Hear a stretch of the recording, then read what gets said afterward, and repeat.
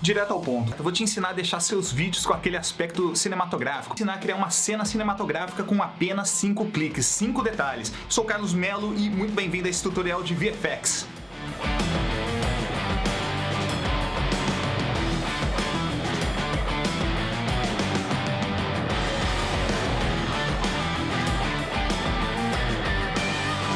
Desde que eu comecei a estudar muito essa parte de computação gráfica, CGI, VFX, principalmente, que eu fiquei completamente apaixonado, eu entendi que ter estudado fotografia, principalmente, o meu background é mais em fotografia, depois ter começado a editar filmes da Nanda, os meus próprios vídeos no YouTube, fizeram com que eu transportasse a minha mentalidade, o aprendizado do mundo real, para dentro dessa composição totalmente virtual. Quando a gente pensa em uma produção cinematográfica, o que a gente tem que entender? Primeiro, a gente tem que entender a composição da cena em si, a gente tem que entender a iluminação, o como que a temperatura afeta, quais são os tipos de luzes, se ela é mais soft, se ela é um pouco mais dura, ela deixa aqueles traços bem marcados, bem definidos, aquele contraste maior. A abertura da lente que a gente está usando depende muito do efeito que a gente quer causar, a gente quer aquele fundo mais, entre aspas, embaçado, a gente quer entender melhor, quer conseguir ver o background. A velocidade do obturador é como ele captura cada frame, e a gente tem que entender se está mais rápido ou mais lento. Eu vou conseguir uma imagem extremamente nítida quando você pega o seu iPhone e filma em 60 frames por segundo, você olha, caramba, que perfeito. Só que o que acontece? Parece meio esquisito, não é natural. Em Hollywood, a gente não usa essa taxa de frame. A gente normalmente usa 23.976 ou arredondando 24 frames por segundo. Pega qualquer filme que você quiser, aluga na Amazon Prime, você pega na Netflix, pausa. Você vai ver que aquele quadro não é perfeito. Ele tem um motion blur. É um desfoque devido ao movimento. Por último, o movimento da câmera. Câmera estática, dependendo do momento, ela cabe, mas ela não vai impactar tanto. Só que o movimento, aquele movimento certinho, que não parece mundo real, o ideal é você colocar um movimento fake, como se tivesse alguém segurando, ou você tentando replicar o movimento de um drone, né? O drone, ele tem uma característica, o iPhone, o estabilizador dele tem uma característica também. E eu vou te mostrar nesse vídeo um plugin que ajuda a gente a colocar dentro do Cinema 4D mesmo, o Gorilla Cam, e a gente vai mostrar agora, então, começando no Cinema 4D, chega depois no Nuke. No Nuke eu tenho algumas dicas pra gente colocar esse efeito aqui, que seria o Heat Wave, que quando você olha, tem uma coisa quente pra caramba, sei lá, você tá no Rio de Janeiro, no calor, verão ali, sensação térmica boa, né, uruguaiana, 50 graus, você olha o asfalto lá de longe, e você vê que ele é meio turbulento, você tem uma turbulência, isso é característica da temperatura, né, do ar que tá subindo ali. A gente consegue aplicar isso dentro do Nuke de duas maneiras, eu vou mostrar as duas, assim, pra dar um exemplo, então vamos dar uma olhada. Então, primeira coisa, eu tenho essa cena, que foi uma cena usada no vídeo promocional que a gente impulsionou como propaganda do Python do zero. É uma cena com assets que são comerciais, eu foco hoje muito em composição de cena, animação, a parte de simulação dentro do Houdini. Então são assets comerciais, todos com licença de uso e adaptados, obviamente, para o uso aqui. E você pode dar uma olhada, o que eu coloco? Tem o ônibus espacial, eu estou dando um zoom nele, eu coloquei alguns volumes, VDBs, para a gente conseguir simular um incêndio, né? Como se a nave tivesse feito um pouso forçado e tá pegando fogo ali no meio e o astronauta vai estar caído. Então eu coloquei em baixa resolução, porque o ideal é estar longe, eu vou estar longe com a câmera nessa composição. E vamos dar uma olhadinha aqui. Ó, ali renderizando rapidamente, você vê o astronauta tá caído. É assim que quando você cria uma câmera no Cinema 4D, ela vai aparecer exatamente dessa maneira. O que acontece? Vamos dar uma pausada.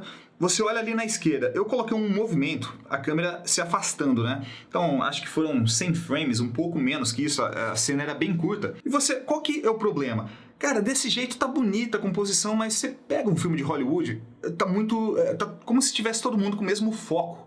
E o ideal é você colocar uma abertura de câmera maior, então eu tô usando o Octane. E olha aqui, quando você vai na tag do Octane, você tem esse f-stop, que é a nossa abertura. Quando você começa a mexer ela, você vê que o fundo eu embacei. E embaçou porque eu defini um alvo, né? Então o objeto do foco é um objeto nulo que eu coloquei no capacete, porque basicamente eu queria o capacete focado. Mas assim, o que você tem que entender? Colocou a tag do Octane, você mexe aqui no f-stop.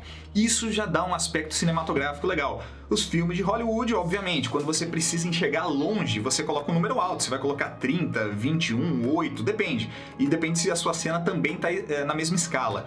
Então, ó, se você não conhece essa câmera, procura aí por Octane.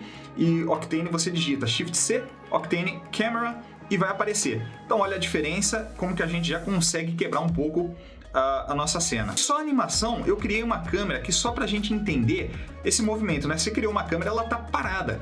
E o ideal é você colocar um movimento. Então, definiu a primeira posição, você vem nas coordenadas, assinala, aqui eu assinalei para posição e rotação, eu vou lá para o último frame da minha cena, a frame 90, eu vou afastar, então eu estou afastando, eu posso rotacionar um pouco, né? Realmente, pode ver como que eu gosto de usar esses ângulos baixos.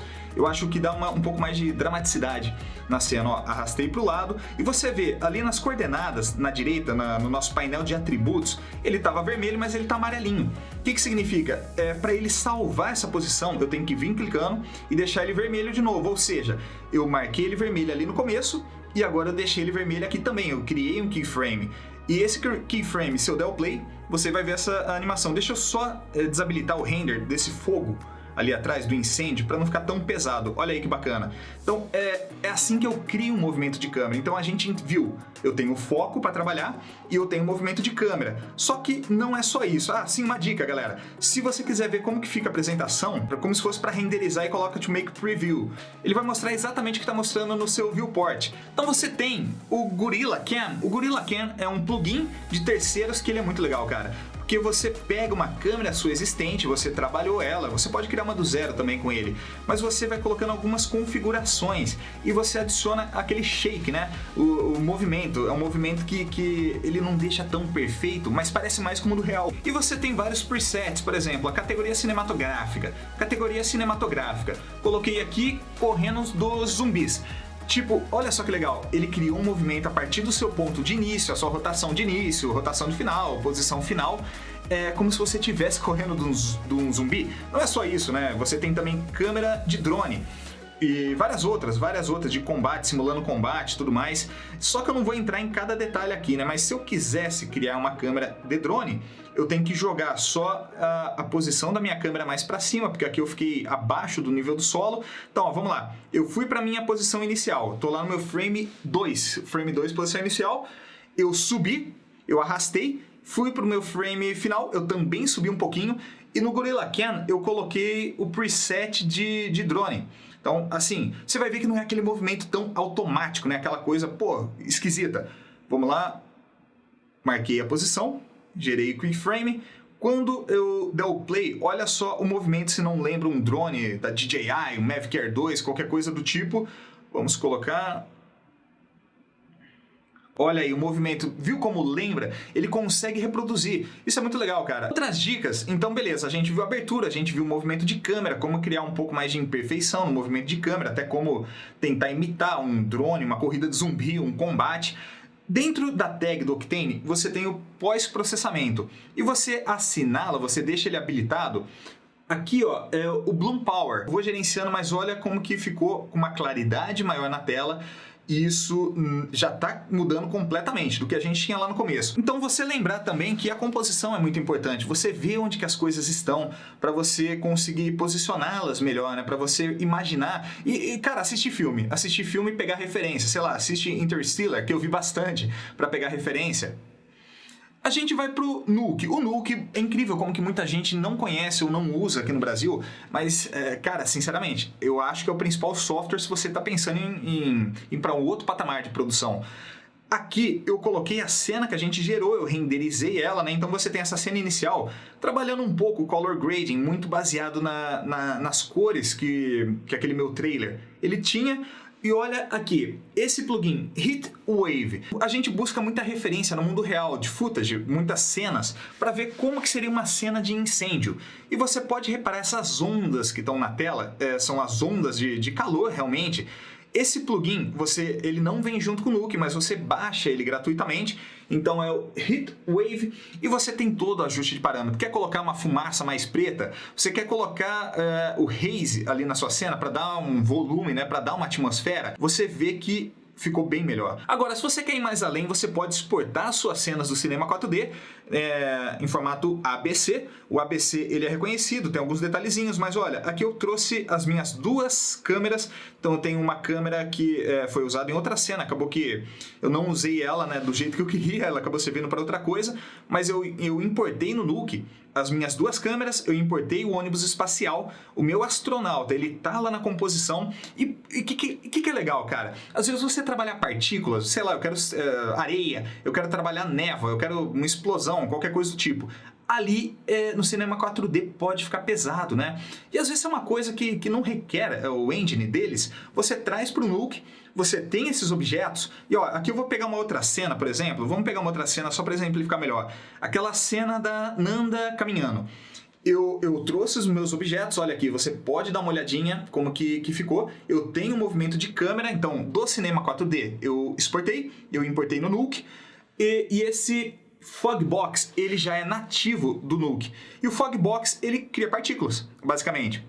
Você define o tamanho, você define a velocidade, a opacidade. Eu vou deixar a opacidade um pouco maior, só para você entender o movimento. Mas como eu importei meus objetos em 3D, por exemplo, o Heatwave lá atrás, eu coloquei diretamente na cena, né, naquele frame, nos frames, em 2D.